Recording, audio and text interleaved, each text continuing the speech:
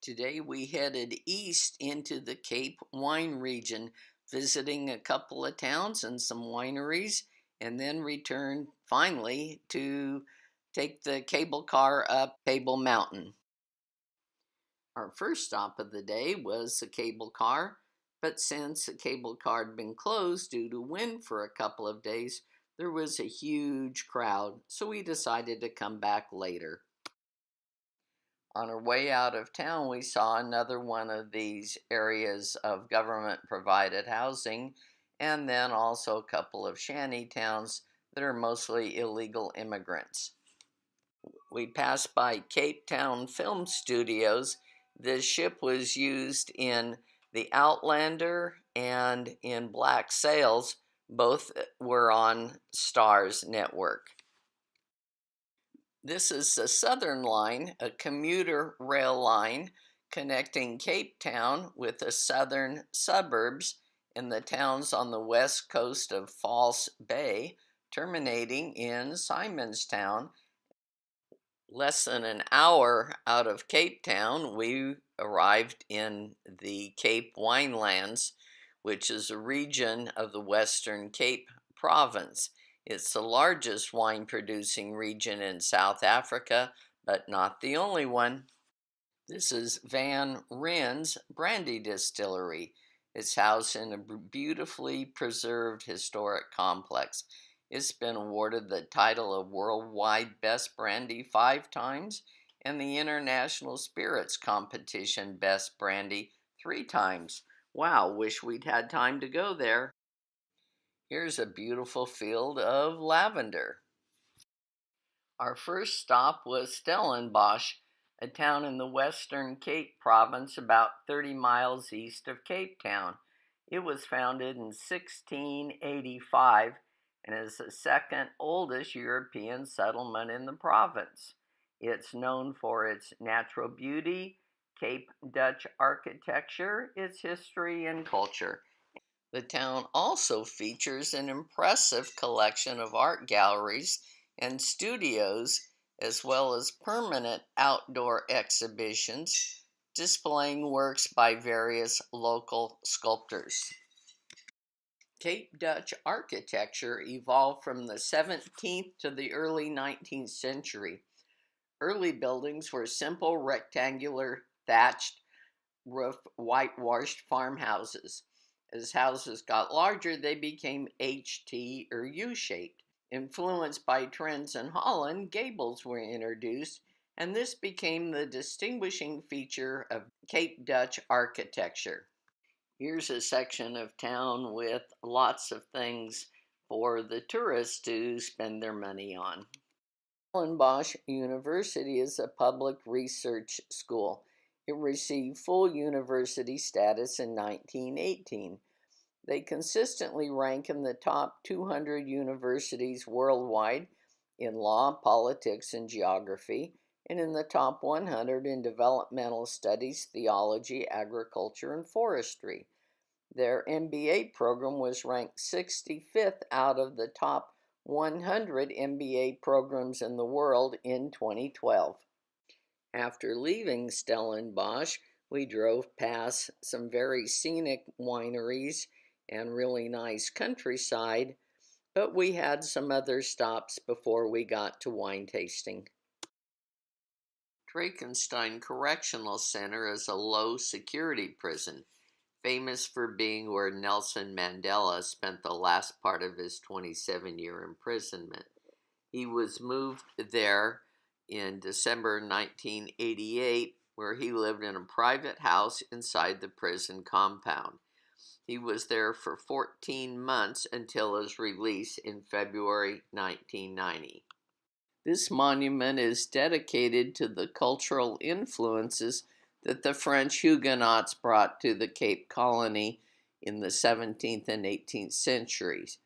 They were French Protestants forced to flee France due to persecution by the Catholic Church and King Louis XIV.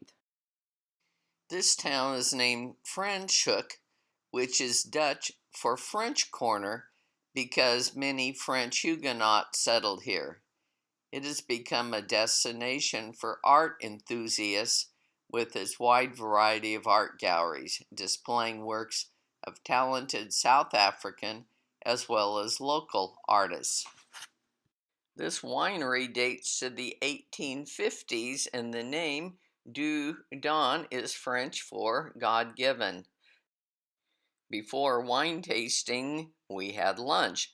This winery has a nice restaurant, Roca, and it's designed to look like the inside of a wine barrel with beautiful views of the countryside. Cuisine is described as French Huguenot provincial with African and Asian influences. It was really tasty. The wine tasting room is a separate building next to the restaurant. We tasted several of their wines, many of which have received lots of medals. Fairview is a working farm housing several businesses creating sustainable produce with a focus on wine and cheese. The farm dates to 1693. An extensive vegetable garden here. There's some nice artichokes, probably parsley. Looks like alyssum. I can't tell what all is over there. There's some roses. We walked through the deli where you can sign up for cheese and wine tasting. They sell local condiments, jams, farm eggs, artisanal breads that they bake on site, but the most popular is their cheese, as they have over 50 cow's milk and goat's milk cheeses. The tasting room consists of 4 barrel-shaped pods that facilitate a more social tasting.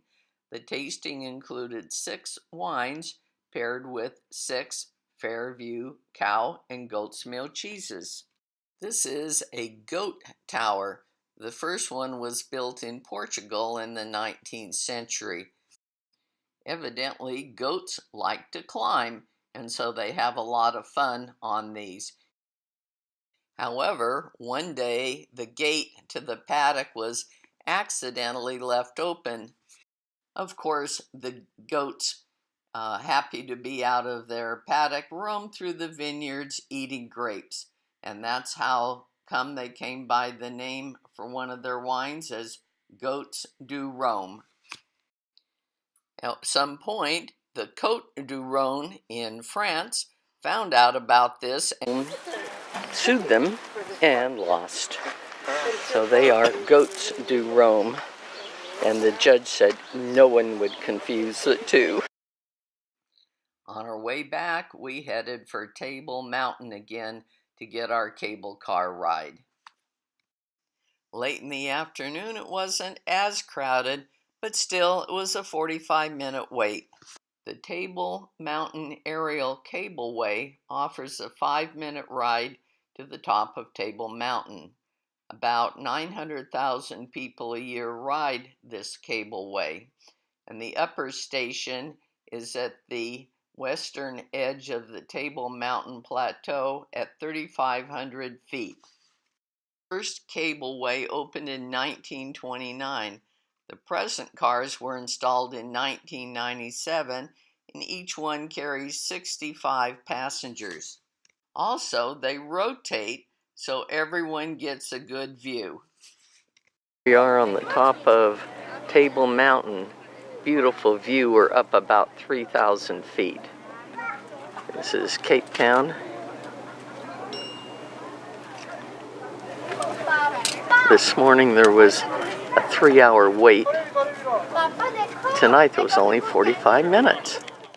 Here's a nice view of Camps Bay, which is about 15 minutes southwest of downtown Cape Town. They've got one of the nicest beaches in the area.